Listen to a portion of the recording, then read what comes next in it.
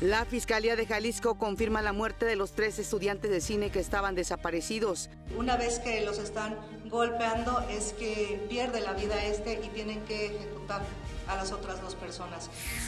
Detienen al presunto asesino del periodista Javier Valdés.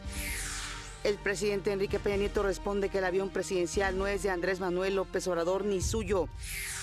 José Antonio Meade presenta pruebas de qué departamentos están a nombre de López Obrador. Ambos departamentos están a nombre de Andrés Manuel López Obrador, contradiciendo textualmente lo que él cita en su declaración 3 de 3.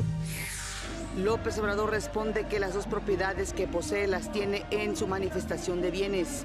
Voy mañana a presentar el juicio que se hizo después del fallecimiento de mi esposa y la escritura a nombre de mis hijos, para que quede claro. El canciller Luis Videgaray califica como inadmisible condicionar la renegociación del Telecán con acciones migratorias. El secretario de Economía, Ildefonso Guajardo, viajó a Estados Unidos para revisar avances del tratado. México, el 5º mayor receptor de remesas en el mundo. El dólar registra su nivel más alto desde la llegada de Trump. La lluvia y granizo de anoche provocan caos en gran parte de la Ciudad de México.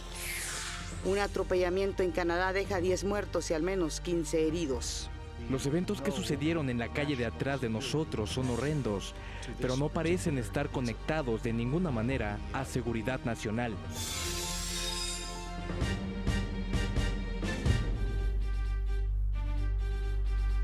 Hola, ¿qué tal? Muy buenos días. Qué gusto siempre que nos acompañen en una edición más de México al Día. Tras la lluvia y el granizo de ayer caído en la Ciudad de México, en este momento la temperatura 14 grados centígrados en la capital del país.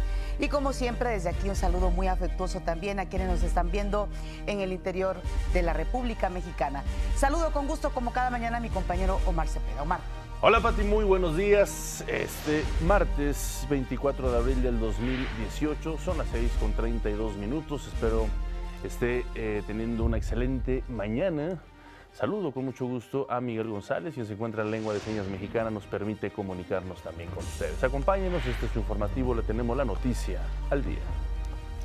La Fiscalía de Jalisco confirmó que los 3 estudiantes de cine que estaban desaparecidos el 19 de marzo en Tonalá fueron asesinados y sus cuerpos, como usted lo va a escuchar, fueron disueltos en ácido.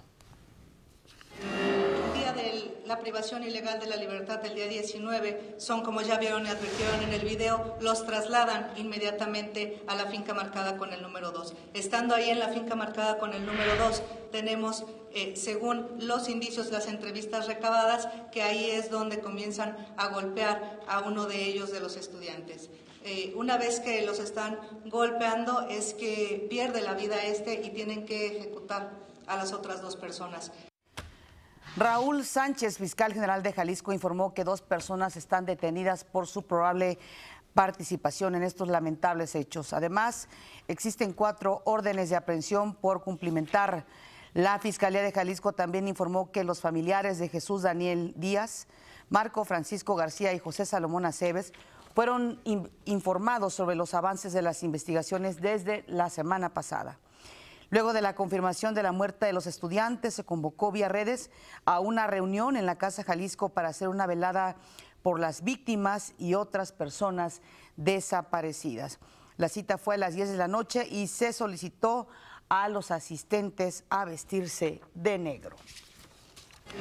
Elementos de la Policía Federal detuvieron en Baja California a Heriberto N., el koala, presunto homicida del periodista Javier Valdés, asesinado el 15 de mayo de 2017. El detenido también es integrante de la célula criminal de Dámaso López Núñez, el licenciado líder del cártel de Sinaloa, quien fue detenido en mayo de 2017, 13 días antes del crimen del periodista. El secretario de Gobernación, Alfonso Navarrete Prida, felicitó a través de su cuenta de Twitter a los agentes de la Policía Federal y de la PGR por esta detención.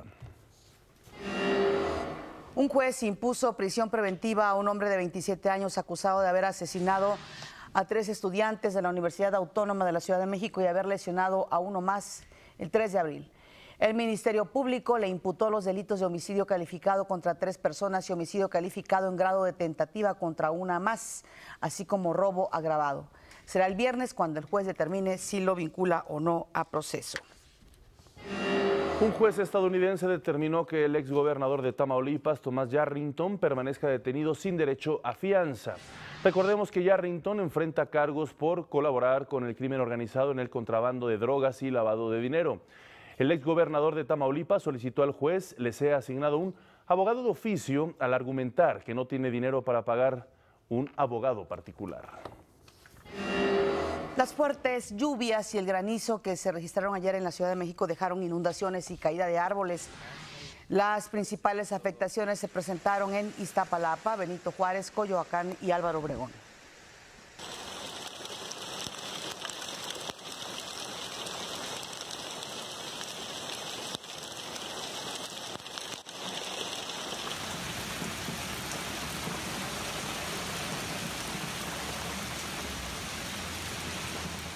En Iztacalco, Gustavo Amadero, Miguel Hidalgo, Tlalpan, Xochimilco y Tláhuac, la lluvia fue moderada. El gobierno de la Ciudad de México recomendó a la población mantenerse atentos a los avisos y alertas que se emitan a través de las cuentas de Twitter de Protección Civil, del C5 y por medio de la aplicación 911 CDMX.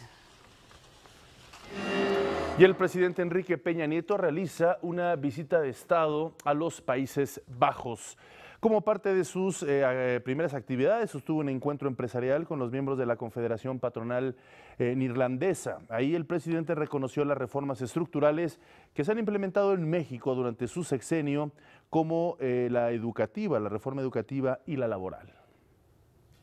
Impulsamos 13 reformas estructurales, varias del ámbito social, sobre todo la de carácter educativo, varias del ámbito político electoral para impulsar mayor participación de la mujer en la política, para realmente fortalecer las instituciones, varias de las instituciones del Estado mexicano.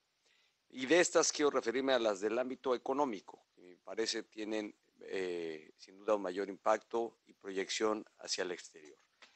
La primera fue la reforma laboral, que flexibilizó nuestro mercado laboral y nos ha permitido en esta flexibilización sobre todo incorporar al mercado laboral a mujeres y a hombres. Hoy tenemos una tasa de desempleo de 3.6%. Hemos logrado generar en los últimos 5 años la cifra de empleo más alta que se ha registrado en nuestra historia, en toda nuestra historia. De hecho, 3,5 millones de empleos. La cifra en sí misma puede ser relativa o absoluta, pero es el número de empleos generados en 12 años anteriores, en las 2 pasadas administraciones. 3.5 millones de empleos formales con prestaciones. El presidente Enrique Peña Nieto también explicó los resultados positivos que dejaron la implementación de las reformas fiscal y energética. Una reforma hacendaria de la que usted sabe que para un gobierno no resulta más fácil, una reforma fiscal, pero que sin duda nos permitió realmente sobreponernos a un escenario internacional muy volátil y sobre todo a la fuerte caída que hubo en los precios del petróleo. La reforma energética sin duda que ha sido una de las grandes transformaciones que hemos tenido en años recientes. Dejamos atrás un modelo de producción de nuestros hidrocarburos, un modelo que seguimos por más de 60 años. Éramos de los muy pocos países en el mundo ya que estábamos cerrados dentro de este sector y hoy esto ha posibilitado que empresas, incluyendo una empresa de Países Bajos, neerlandesa, en una asociación que tiene con una empresa inglesa, Shell, pues hoy tenga inversiones en México, esté participando ya y son más de 107 contratos que se han firmado con empresas tanto nacionales o las que están incursionando en este sector como extranjeras para la explotación de nuestros hidrocarburos. Vamos a hacer una pausa, regresamos con más información.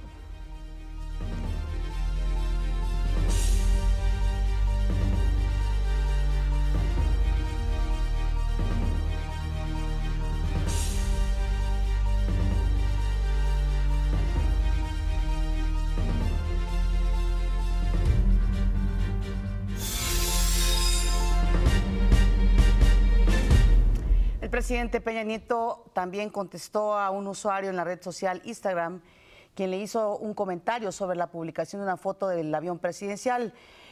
El usuario, @Gabriel González Prada, le comentó al presidente: cuidado, @EPN, que el AMLO ya anda ofreciendo su nave. A lo que Peña Nieto contestó: @Gabriel González Prada, no es suya ni es mía. Hay que recordar, todo esto viene al caso porque en el debate del domingo, Andrés Manuel López Obrador reiteró su intención de vender el avión presidencial, incluso dijo que ya se lo había ofrecido a Donald Trump. El presidente, por cierto, el presidente Peña Nieto, como le comentamos hace rato, pues ya está en Holanda, ya habló ahí de la importancia de las inversiones en nuestro país.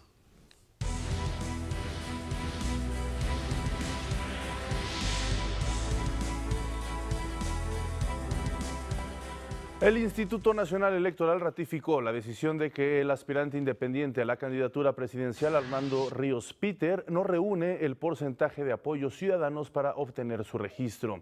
El consejero Benito Nasif, presidente de la Comisión de Prerrogativas y Partidos Políticos, informó que se acató el fallo del Tribunal Electoral a fin de que revisara las casi 900,000 firmas que se determinaron como inválidas y simuladas.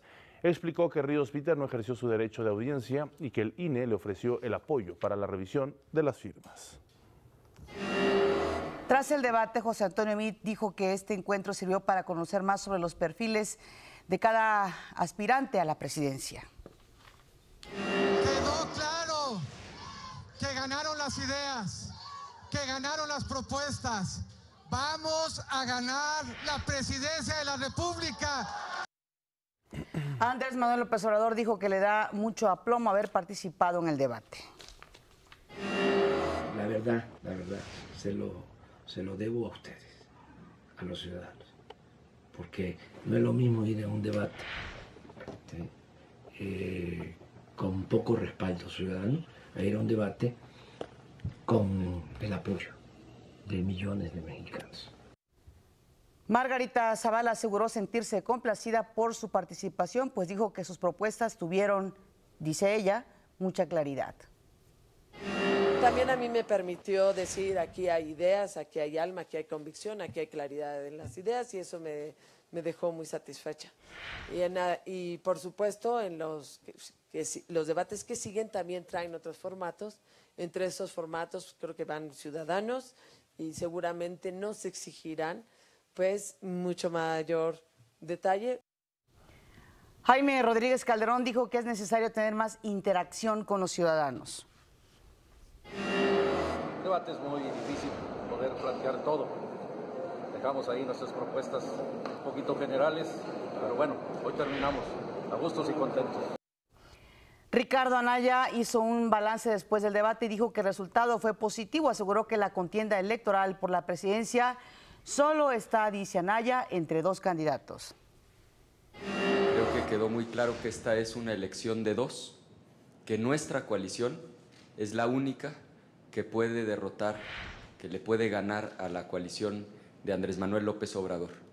Y esta no es una elección más, está literalmente en juego el futuro de una generación. El consejero presidente del Instituto Nacional Electoral, Lorenzo Córdoba, destacó que más de 11.4 millones de personas mayores de edad vieron el primer debate presidencial. Vía Twitter calificó como positiva la noticia de que, conforme a mediciones, el 40% de personas que tuvieron prendida la televisión entre las 8 y las 10 de la noche sintonizaron este debate. Además, el hashtag DebateINE se convirtió en tendencia mundial, con más de 2.1 millones de tweets. En Facebook se registraron 4.8 millones de reproducciones y en YouTube se alcanzaron las 885,000 visualizaciones. El candidato de la coalición Todos por México, José Antonio Meade, exhibió los documentos mediante los que dijo se acredita que López Obrador sí tiene 2 departamentos a su nombre. Al mostrar los escritos, Meade exhortó a López Obrador a que cumpla su palabra expuesta en el debate, que de demostrarse la propiedad de los inmuebles se los regalaría. Ambos departamentos están al nombre de Andrés Manuel López Obrador, contradiciendo textualmente lo que él cita en su declaración 3 de 3, acreditando primero que mintió en su declaración 3 de 3, acreditando que volvió a mentir el día de ayer y aceptando su reto con toda claridad, acreditando yo aquí que los dos departamentos están a su nombre, me pongo a sus órdenes para aceptar su donativo y para poner a disposición estos dos departamentos de las víctimas del sismo de septiembre en la Ciudad de México. Por su parte, el candidato de la coalición Juntos Haremos Historia, Andrés Manuel López Obrador, respondió que las dos propiedades que posee las tiene en su manifestación de bienes. Modo ternurita, ya no vas a tener departamento. Voy mañana a presentar el juicio que se hizo después del fallecimiento de mi esposa y la escritura a nombre de mis hijos, para que quede claro. Lo que cuenta son los papeles, los juicios jurídicos, y eso lo sabe cualquier abogado. El consejero presidente del Instituto Nacional Electoral, Lorenzo Córdoba, aseguró que durante los comicios del próximo 1 de julio estará en juego la democracia del país. Asimismo, informó que la inclusión de un quinto candidato presidencial y otros imprevistos incrementaron el costo de los debates, cuyo presupuesto inicial era de 20 millones de pesos. Aprovechó para recordar que en el segundo encuentro entre los aspirantes a Los Pinos se contempla la presencia de público y la participación activa de los moderadores. Hizo un llamado a que los candidatos sigan debatiendo durante las campañas electorales, sobre todo respecto a los grandes problemas nacionales que se mantendrán después del 1 de julio, gane quien gane.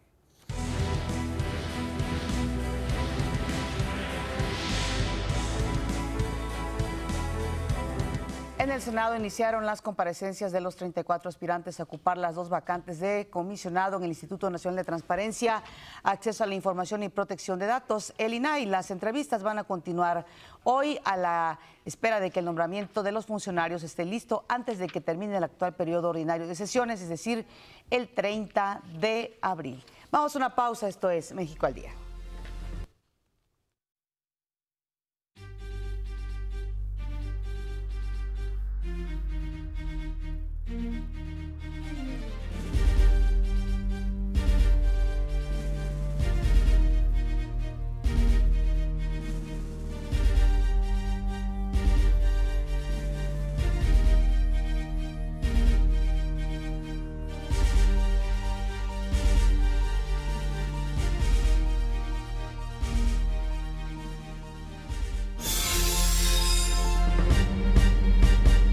Vía Twitter, el secretario de Relaciones Exteriores, Luis Videgaray, calificó como inadmisible condicionar la renegociación del Tratado de Libre Comercio de América del Norte a acciones migratorias. El canciller afirmó que México decide su política migratoria de manera soberana.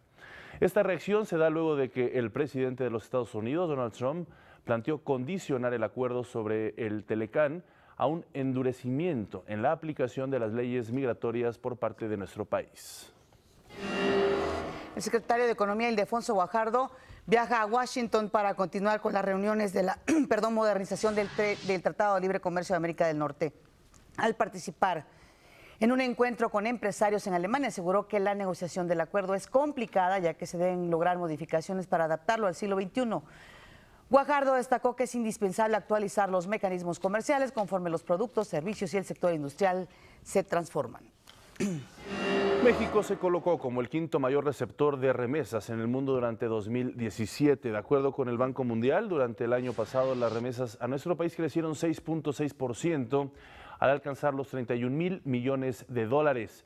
Esta alza fue impulsada por el fuerte crecimiento en Estados Unidos, el principal punto de origen de estos flujos, así como al endurecimiento en la aplicación de las leyes de migración por parte de la administración del presidente Donald Trump. Dice que los migrantes están trasladando a sus países de origen sus ahorros en anticipación de una corta estadía en Estados Unidos.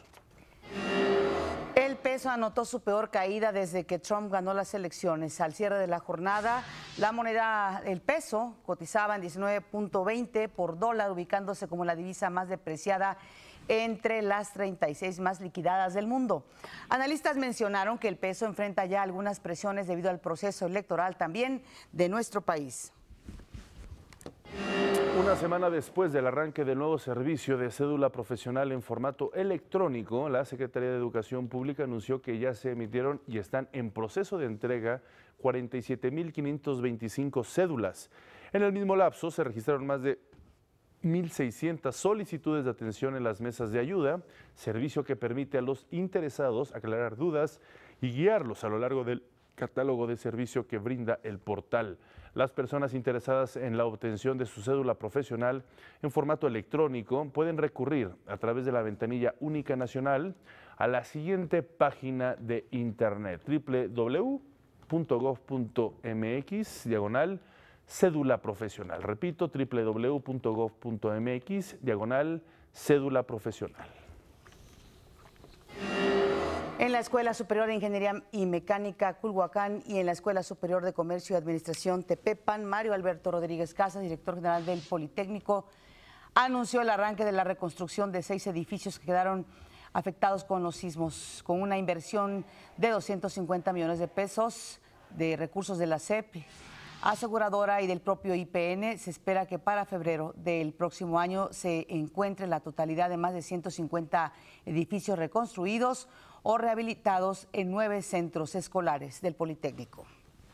El código rojo con las reparaciones que se los van a hacer son 7 de un número mucho mayor que habíamos estimado en un principio. Y en la vocacional 15 empezamos el día 14 de este mes de mayo las obras, el 21 medicina y estas 2 escuelas el día de hoy.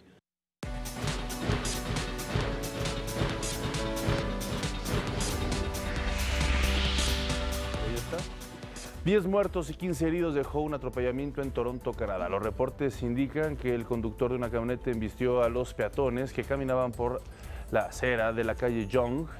Ahí el atacante, identificado como Alec Minassian, de 25 años de edad, fue detenido por un agente de la policía de Toronto a 1 kilómetro del lugar de los hechos. Las autoridades aseguran que Minassian no está involucrado en ningún grupo terrorista y que no presenta una amenaza mayor para la seguridad nacional.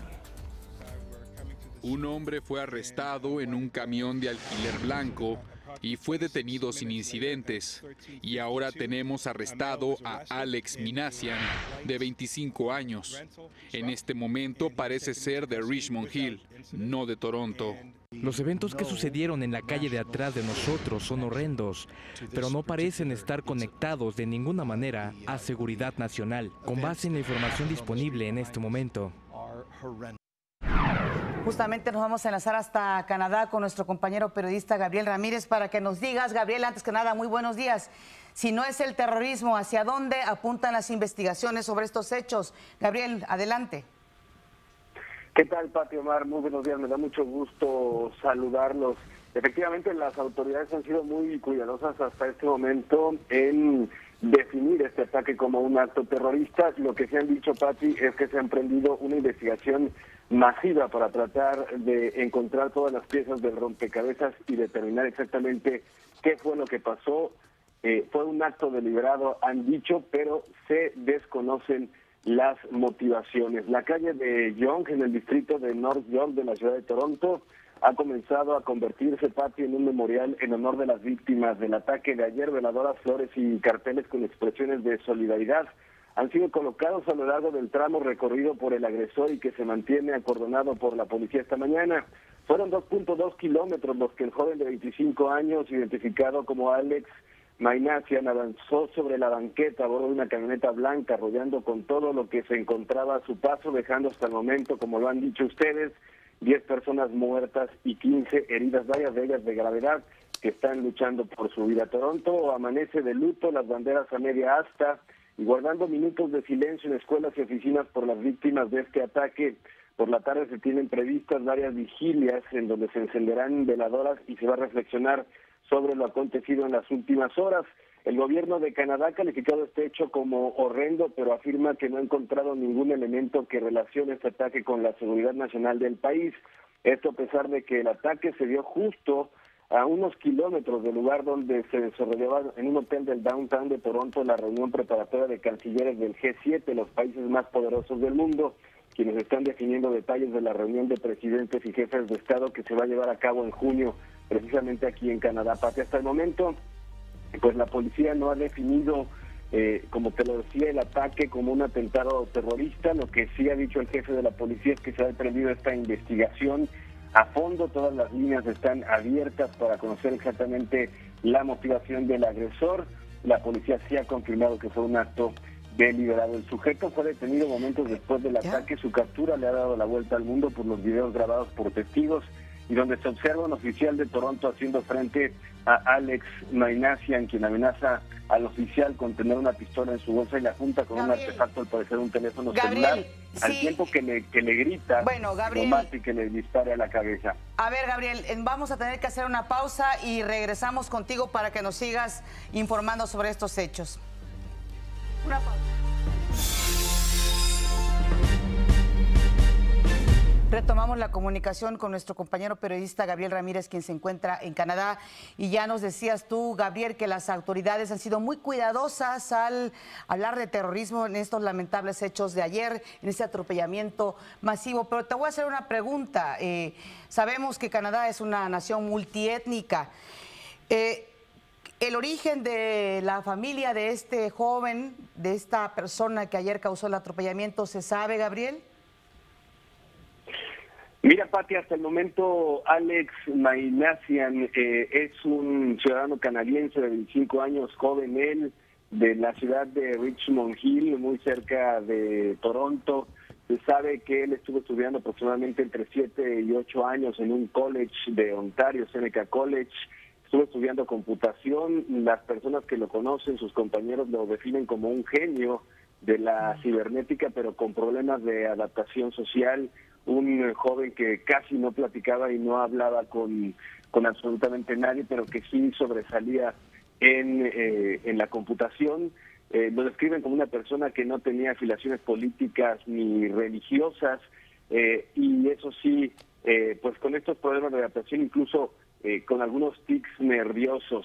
Esta mañana quiero decirte, Pati, Omar, que la policía está revisando la casa de este hombre, de este sujeto, pues para tener mayores elementos. Se estará haciendo una recreación de los hechos en la zona de esta calle de Yonge, una de las calles más populares de Toronto. Dicen los torontonianos que es la calle más larga del mundo, incluso hay una placa que así lo consigna en el downtown de la ciudad.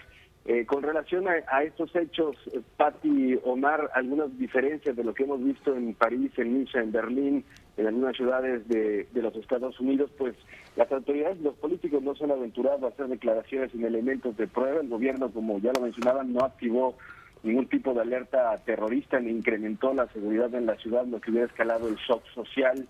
Salvo algunas mínimas expresiones antiinmigrantes, pues no ha surgido una tendencia de criticar las políticas de apertura para los extranjeros y los refugiados en Canadá.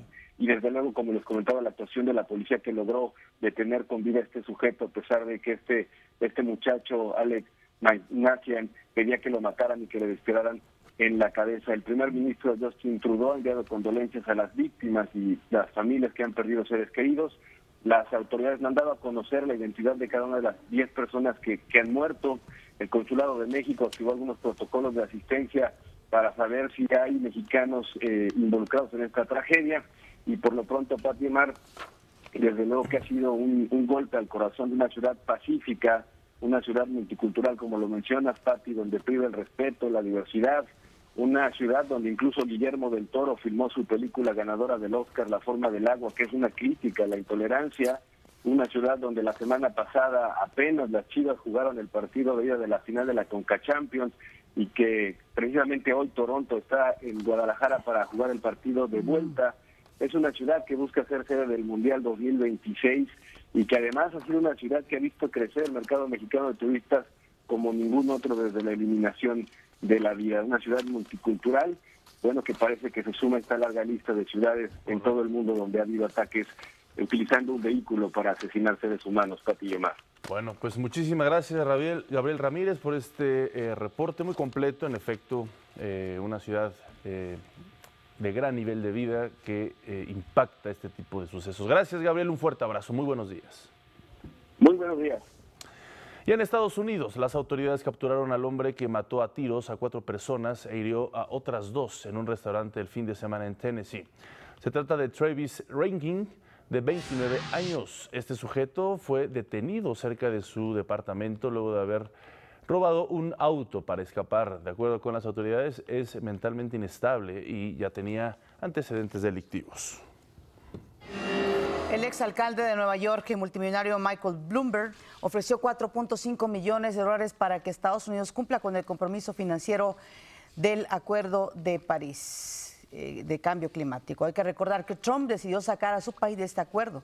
Sin embargo, el presidente abrió la puerta para regresar a ese pacto. Precisamente vámonos a otra entrevista. Es un placer volver a tener en el Estudio de México al Día, vía telefónica, a Luis Guacuja. Él es profesor de la FES Acatlán de la UNAM. Precisamente platicaremos del impacto de la presencia de México en la Feria de Hannover allá en Alemania. Muy buenos días, gracias por estar con nosotros. ¿Qué tal? Omar, Pati, buenos días, saludos al auditorio. Y por supuesto también la relevancia de este acuerdo ya que hay entre México y la Unión Europea para fortalecer el Tratado de Libre Comercio. ¿Qué tan importante es para México este tipo de presencias en un lugar como esta Feria de Hannover, que por cierto es la primera de un país latinoamericano, y también el haber fortalecido el Tratado de Libre Comercio con la Unión Europea? Claro, bueno, la Feria de Hannover es la feria industrial de tecnología y de innovación más importante a nivel mundial. México es el país invitado, ¿no? Es una feria que tiene ya más de 70 años y que reúne anualmente a más de 6,000 expositores, y México llega con una presencia importante de más de 100 empresas, 18 estados de la federación están presentes también. Hay una serie de anuncios también en materia industrial, en materia de innovación, y es producto de este año dual que tuvimos con Alemania el año anterior, y donde también México se posiciona. México es una prioridad para Alemania, o sea, la embajada que Alemania tiene en nuestro país es la segunda en importancia después de la de Washington, por ejemplo. Sí. Tendríamos que asumir esa calidad que tenemos para Alemania. La presencia de Alemania creció de manera muy importante, los intercambios comerciales también crecieron de manera muy significativa en los últimos años, y no es casualidad que en el marco de esta feria también se haga el anuncio, bueno, acercándose a Bruselas, aprovechando la visita del presidente mexicano, se haga el anuncio por parte del secretario de Economía y de la comisaria de Comercio de la Unión Europea, Cecilia Malmström, del cierre de las negociaciones para renovar el acuerdo global que tenemos con la Unión Europea en vigor desde el año 2000. Profesor Luis Guacuja, denos la oportunidad de ir a una pausa y regresar para poder hablar sobre este fortalecimiento en la negociación del Tratado de Libre Comercio entre México y la Unión Europea. Gracias, vamos a hacer una pausa, regresamos.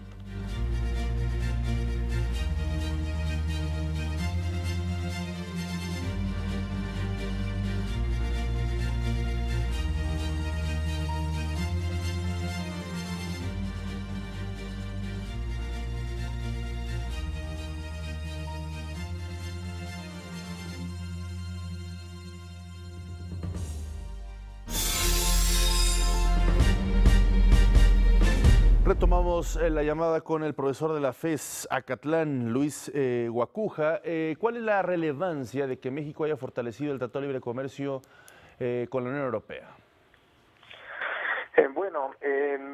La primera nota sin duda es el tema de la diversificación, ¿no? Sí. Tenemos estos altibajos con las negociaciones del Telecán, pero por otro lado pues tenemos el día de hoy, seguramente el Senado mexicano aprobará ya el TPP más 11, este acuerdo transpacífico, pero lo más sólido que tenemos en el escenario comercial sin duda es nuestra relación con la Unión Europea, un acuerdo que se firmó en diciembre del 97, que entra en vigor en el año 2000, y bueno, que era necesario actualizar porque pues el escenario en Europa ha cambiado, México ha cambiado también, hay nuevos temas que están ahí, sin duda el tema de inversiones, indicaciones geográficas, que es lo que se hizo, lo que propició pues que después de 10 rondas de negociación en materia comercial, 6 rondas de negociación en materia política, finalmente se haya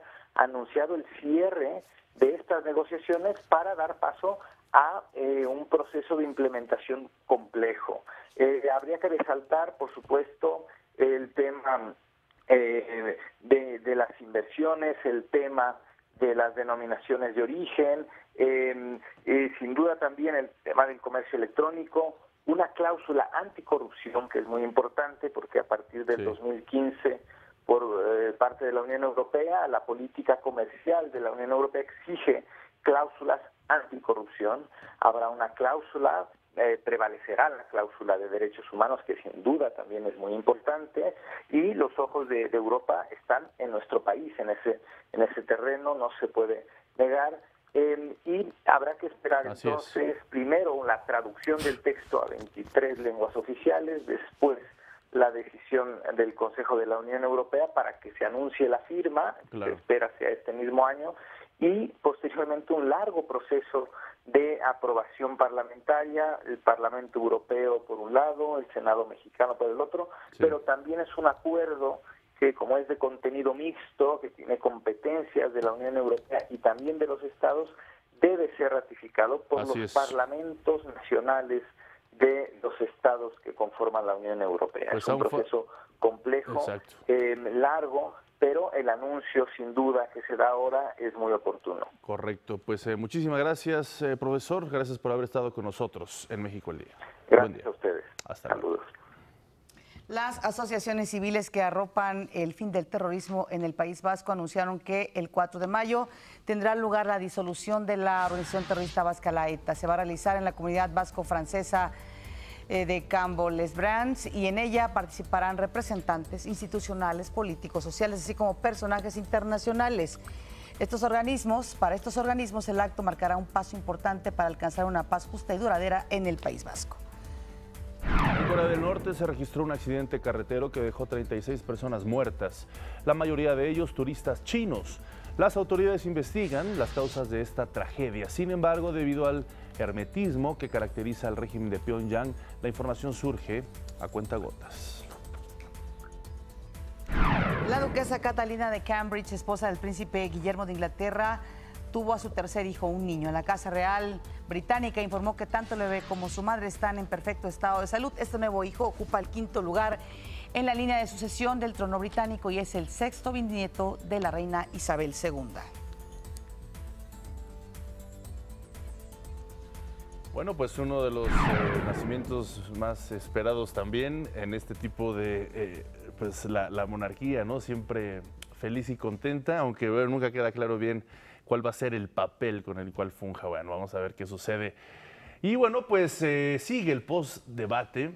Ya hay resultados, y quién mejor que Paco Abundis, director de Parametría, para que nos hable precisamente de estas tendencias, cómo se han movido. Paco, muy buenos días, es un placer saludarte. Igualmente, Marc, ¿cómo estás? Muy buen día. Bien, gracias. Pues cuéntanos qué has visto, qué has palpado después de este domingo histórico, sobre todo de niveles de audiencia.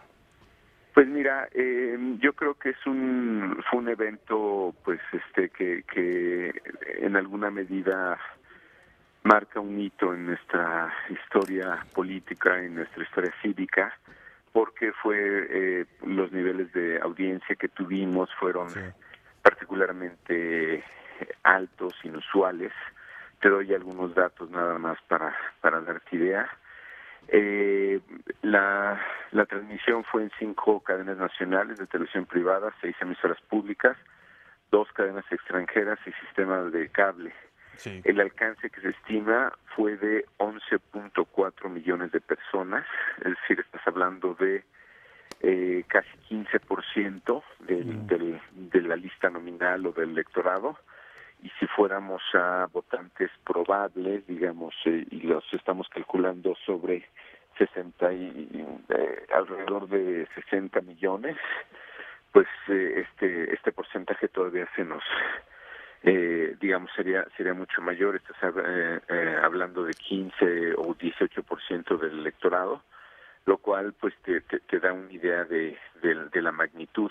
Claro. 2 de cada 5 personas con la televisión encendida en ese horario sintonizaron el evento, según Nielsen y Bope. Digamos, lo podemos poner en términos de hogares, en términos de lectores, en términos de personas, pero pues al final tenemos digamos, lo que diría Ibope es que 20% del país lo vio. Se registran 4.8 millones de reproducciones en Facebook y 1.4 millones de menciones sobre el tema en Twitter. Respecto al primer debate del 2012, la audiencia se multiplicó por 10.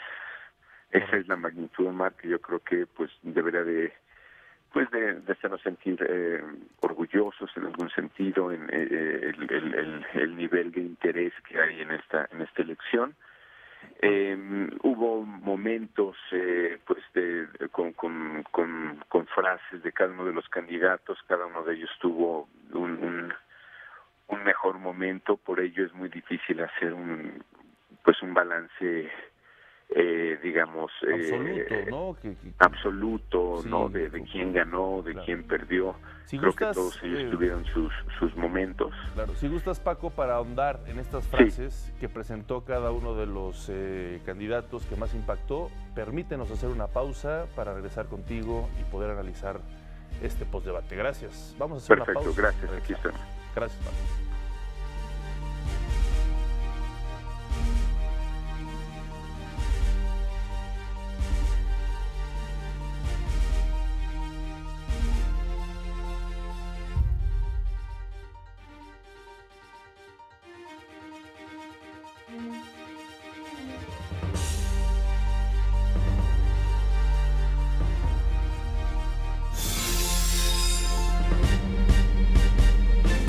Hay frases que impactan, Paco. ¿Cuáles, desde tu perspectiva, fueron las más importantes en este primer debate? Pues mira, como te había señalado, no es fácil hacer un balance de ganadores y perdedores, y de hecho, pues algunos diarios que lo han intentado o algunos ejercicios que se han hecho son difíciles de validar, porque en realidad tendrías que hacer una muestra de electores que se conoce como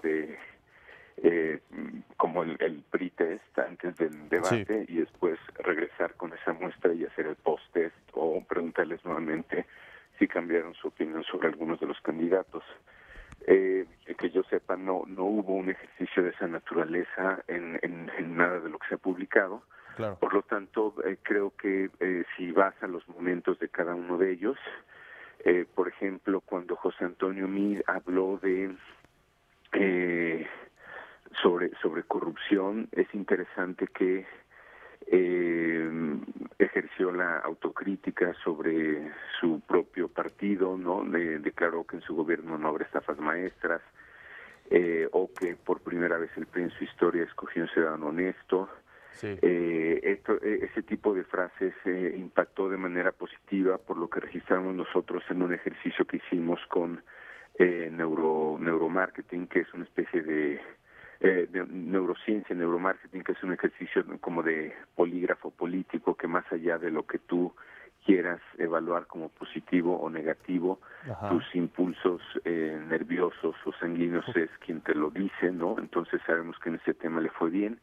En el caso de Ricardo Anaya, es interesante que cuando habló de las mujeres, tuvo también muy buenos momentos, de hecho cruzó líneas partidistas, y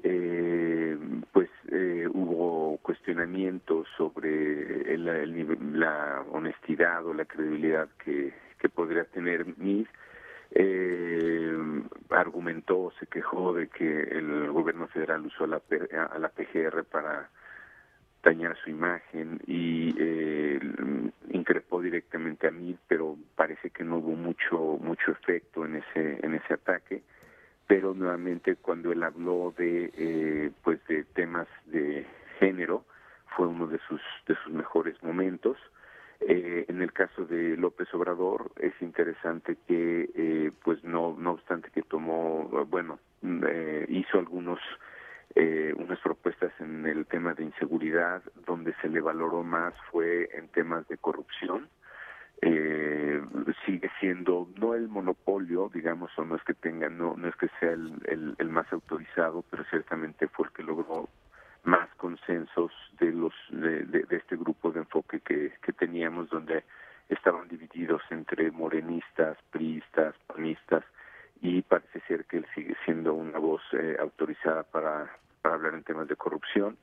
Y finalmente, en el caso de los independientes, pues es evidente que alguien que la ciudadanía tiene que conocer, el candidato gobernador con licencia, Jaime Rodríguez el Bronco, podría para algunos ser el ganador del debate, porque fue el más, pues el que se le presentó en el público, y pues digamos, con 2 o 3 momentos claves en los que hizo propuestas que para algunos son casi anticonstitucionales y muy violentas, ciertamente llamó mucho la atención. Sí. Finalmente, Margarita Zavala, creo que en su mejor momento tuvo que ver con la defensa no solo de género, sino de su propio nombre, no tanto en los ataques que pudo haber hecho, pero a nivel ciudadano da la impresión de que sí resultó muy atractivo para algunos panistas con su discurso, y pues porque finalmente es una figura que viene de ese partido. En resumen, Omar, te diría que un balance mixto, difícil dar al ganador, ¿no? O sea, yo creo que ese tipo de evaluaciones son difíciles de hacer. Entonces yo creo que podemos hacer un ejercicio más como de momentos, ¿no? Claro. Los momentos de cada uno. Faltan 2 debates y muchas cosas por ver seguramente. Gracias, Paco Abundis, por estar con nosotros esta mañana en México al Día. Al contrario, un gusto, Omar. Gracias. Buenos días.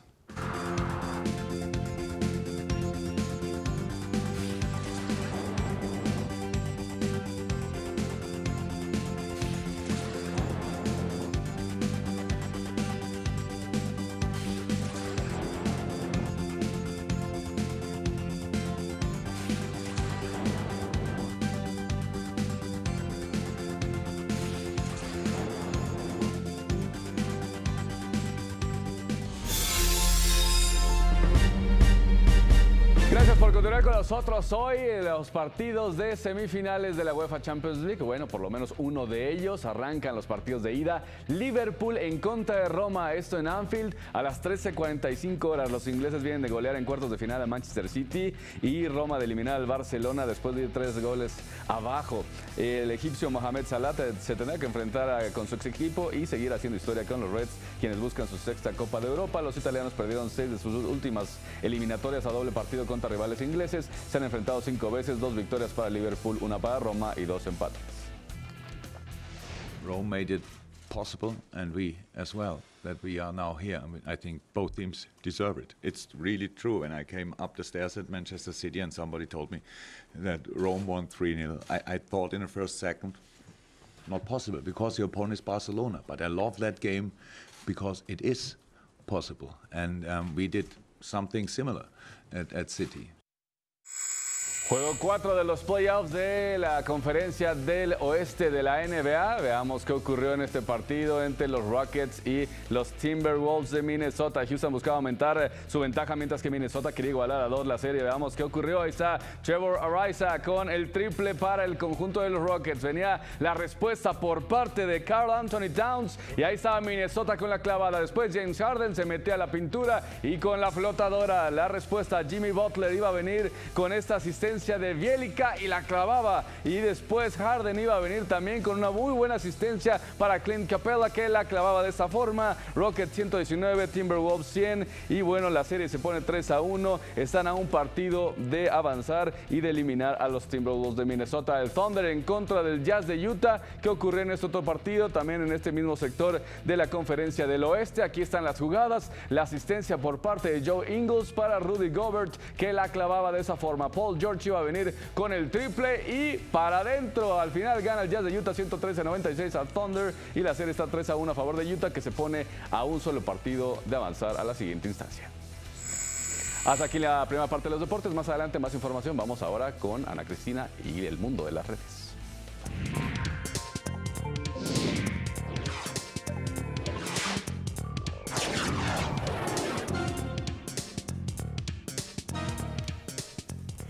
Muy buenos días, soy Ana Cristina Olvera, me da muchísimo gusto saludarlos esta mañana de martes, sobre todo a quienes nos sintonizan a través de las señales de Ingenio y de Aprende TV, de Televisión Educativa, también a través de la señal del canal 22, por diferentes televisoras en el interior de la República.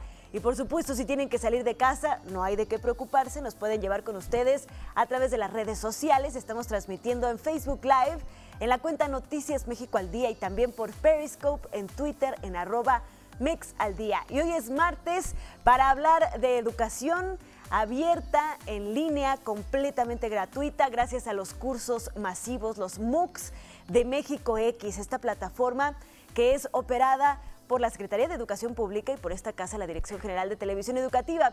Y hoy para hablar de México X, le agradezco mucho que nos tome esta comunicación Aura Citlali Torres Gómez. Ella pues es coordinadora en implementación y tutora de la Unidad de Información a Distancia del Centro de Investigación en Ciencias de Información Geoespacial, el Centro Geo. Muchísimas gracias por tomarnos esta comunicación, Aura. Hola Ana, buen día a ti y a tu auditorio, muchas gracias. Y bueno, hoy vamos a hablar del MOOC que se llama Introducción al Uso y Representación de Información Geoespacial. Y bueno, un tema interesantísimo de cómo toda esta información que recolectan pues los satélites, la tecnología espacial, se utiliza para tomar decisiones, para conocer más nuestro planeta, nuestro territorio nacional.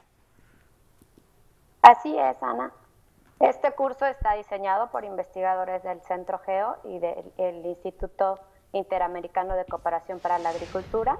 Es un curso básico, introductorio, para todas aquellas personas que incursionan por primera vez en el análisis de datos geoespaciales. El curso tiene una duración de 30 horas y en él se podrán encontrar desde la forma en la que nosotros percibimos el espacio, las diferentes formas de representación, cuáles son los elementos mínimos de calidad que requieren los datos para poderse representar con una gran precisión y exactitud. El estudiante también podrá encontrar diferentes herramientas para procesar la información geoespacial para finalmente poder diseñar un mapa y poder compartir esa información en la web. Ahora, para las personas que no tienen ni idea de qué es la información geoespacial, danos algunos ejemplos de qué tipo de datos vamos a poder utilizar y para qué se usan normalmente día con día. Sí, claro que sí. Mira, los datos geoespaciales tienen que ver con la referencia que tienen geográficamente. Un ejemplo muy sencillo es, por ejemplo, cuando nosotros estamos buscando un lugar donde colocar un negocio. Nosotros analizamos cuáles son las diferentes ofertas que se ofrecen en el mercado sobre, por ejemplo, un café, no sé, se me ocurre, cuáles son esos elementos que tú puedes incorporar para saber si tu negocio tendrá éxito ahí. Otras cosas se utilizan, por ejemplo, para la vulnerabilidad de zonas, por ejemplo, de inundaciones, y eso nos permite saber cuáles son las zonas en las que puede haber grandes desastres. ¿Por qué es importante que los mexicanos, que cualquier persona que esté interesada en este tipo de datos, conozcamos pues cuáles son las diferentes formas de utilizarlos, cuáles son, pues como tú decías bien, los parámetros adecuados para que se puedan usar para todo este tipo de situaciones como las que comentas, prevenir desastres, pues tomar decisiones más informadas? ¿Por qué es importante que tomemos, por ejemplo, este tipo de curso? Bueno, yo creo que todos nos movemos en un espacio y para nosotros es importante saber por dónde nos movemos, ¿no? Cuáles son esos factores que a nosotros nos benefician o nos afectan en la toma de decisiones diarias. Ahora pues no queda más que felicitar al Centro Geo por este esfuerzo de poner a disposición del público en general un curso introductorio para saber utilizar los datos geoespaciales y que nos digas cómo, cuándo y dónde nos inscribimos. El curso se encuentra albergado en la plataforma México X. Inicia el día 30 de abril, las inscripciones están abiertas, estas se cierran el día 15 de mayo. Es un curso, como te decía, dura 30 horas y se disponen para ello 5 semanas. El estudiante tiene un acompañamiento a través de la tutoría y bueno, pues los esperamos y los invitamos a incursionar en esta área geoespacial. Pues esperemos que sea de mucha utilidad para mucha gente. Muchísimas felicidades, les deseamos mucho éxito en este curso y gracias por contarnos un poco aquí en México al Día. Un fuerte abrazo. Gracias, excelente día. Excelente día. Vamos a hacer una breve pausa, pero regresamos con más información.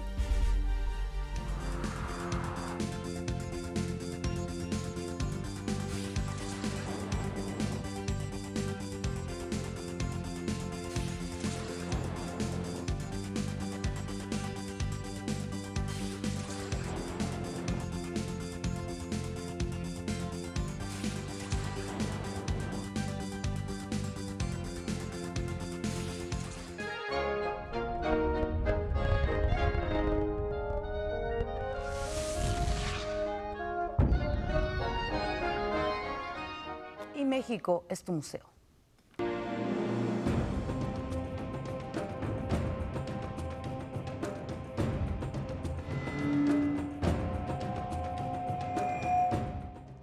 En lo alto del Cerro del Obispado se encuentra el edificio más antiguo de Monterrey, uno de los pocos sobrevivientes de la arquitectura virreinal en el noreste mexicano. Acompáñame a conocer al Museo Regional de Nuevo León, conocido como el Palacio del Obispado. Con el fin de contar con un lugar digno de reposo y oración, el entonces obispo de la diócesis de Linares, Fray Rafael José Berger, mandó a construir el Palacio de Nuestra Señora de Guadalupe entre 1787 y 1788, también conocido como el Obispado. Su robusta fachada de estilo barroco, altos muros y grandiosa cúpula le dieron una imagen muy imponente en el paisaje regiomontano. Durante el siglo XIX, el palacio se convirtió en una gran fortaleza militar, donde se desarrollaron importantes combates de algunos capítulos de nuestra historia, como la Guerra de Independencia, la invasión norteamericana, la Segunda Intervención Francesa y la Revolución Mexicana.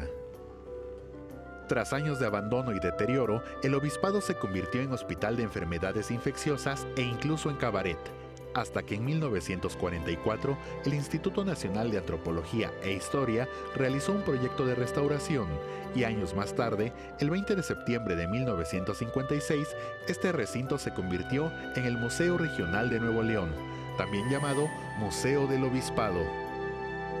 En sus 10 salas podemos encontrar piezas prehispánicas, arte virreinal, armas, documentos, fotografías y cientos de objetos que componen una rica colección de todas las etapas históricas de nuestro país.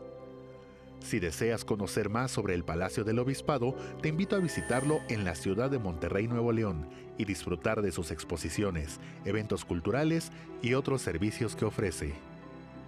Actualmente, el Palacio del Obispado continúa firme como un viejo guardián de la memoria regiomontana, convirtiéndose así en una pieza más del enorme acervo que hace de nuestro país un gran museo que puedes disfrutar en todo momento, porque México es tu museo.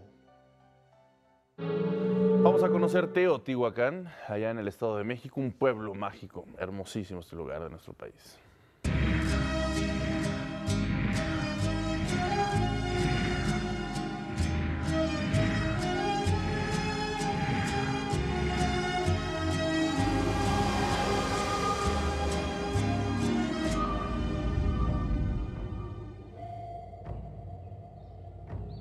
Cobijadas por la ciudad de los dioses, San Juan Teotihuacán y San Martín de las Pirámides son dos poblaciones ubicadas al noroeste del Estado de México, cuya distinción de pueblo mágico armoniza con el legado ancestral de la cultura teotihuacana.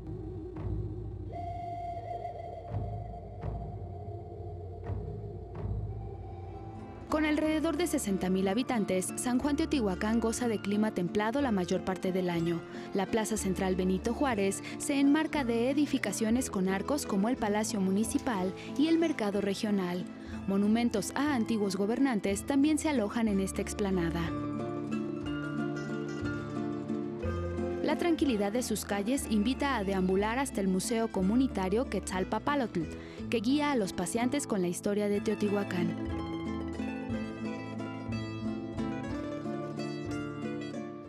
A corta distancia se erige la Catedral del Divino Redentor, el sitio de devoción más importante de este municipio. Su estilo gótico plateresco recuerda su fundación en 1548 por los frailes franciscanos y evoca la evangelización de nuestros ancestros teotihuacanos.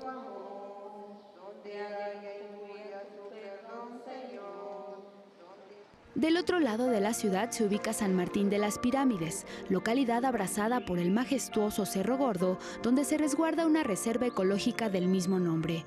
La cabecera municipal, una escuela primaria y la iglesia San Martín de Obispo conforman la plaza cívica de gran orgullo para sus habitantes. Esta región es idónea para el paseo en globo aerostático, ya que permite apreciar la ciudad prehispánica y los asentamientos que alguna vez fueron parte de esta cultura milenaria. San Martín mantiene una importante tradición de producción de tuna, que origina una de sus celebraciones más importantes, la Feria de la Tuna, cuya celebración anual es en el mes de agosto. San Juan Teotihuacán y San Martín de las Pirámides comparten un sitio sagrado y el talento de manos artesanas que en barro u obsidiana obtienen figuras de alto valor artístico.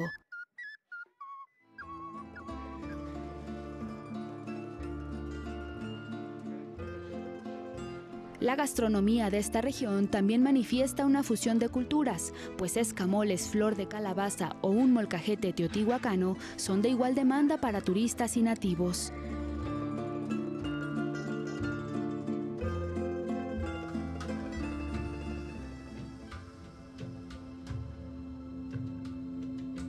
La que fuera una de las ciudades más importantes del mundo antiguo, hoy es Patrimonio Mundial de la UNESCO, cuyas pirámides atraen a miles de personas anualmente para recibir el equinoccio de primavera.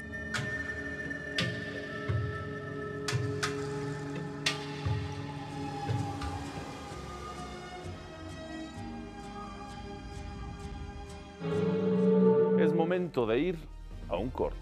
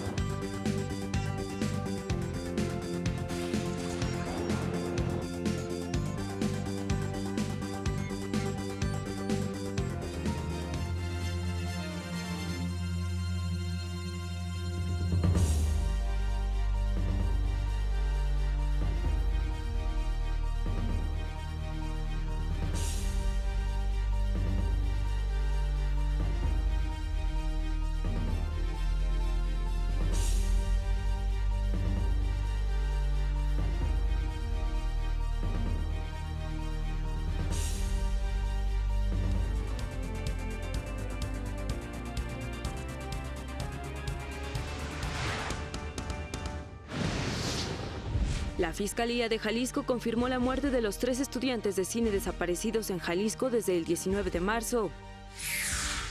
José Antonio Meade exhibió los documentos que acreditan la propiedad de 2 departamentos a nombre de Andrés Manuel López Obrador. López Obrador respondió que las propiedades que posee están en su manifestación de bienes.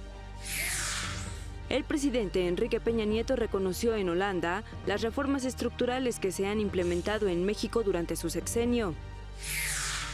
La CEP anunció que en una semana se han emitido 47.525 cédulas profesionales en formato electrónico. En noticias internacionales, 10 muertos y 15 heridos dejó un atropellamiento en Toronto, Canadá.